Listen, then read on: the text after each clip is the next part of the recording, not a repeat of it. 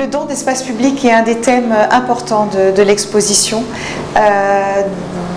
J'estime qu'un bâtiment finalement prend une surface dans une ville et j'aime bien imaginer qu'il doit donner quelque chose en retour.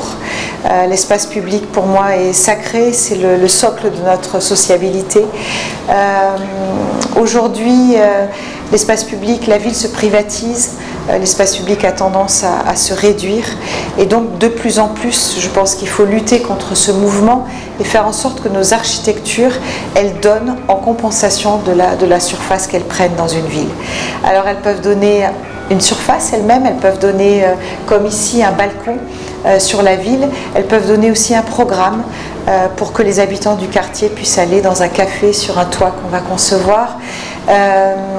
Ici, à Montpellier, il s'agit d'un grand balcon en belvédère sur la ville qu'on a appelé salon urbain et qui vient finalement célébrer tous les usages qui sont dans le bâtiment et faire en sorte que tous les usagers, les habitants, qu'ils soient de passage dans l'hôtel, dans les bureaux ou dans les logements, ils puissent avoir envie et ils aient un lieu pour se rencontrer et se retrouver. Pour moi, c'est ça le don d'espace public, faire en sorte que la ville puisse rentrer à l'intérieur d'un bâtiment. À Saint-Étienne, c'est la grande traboule finalement qui traverse le projet.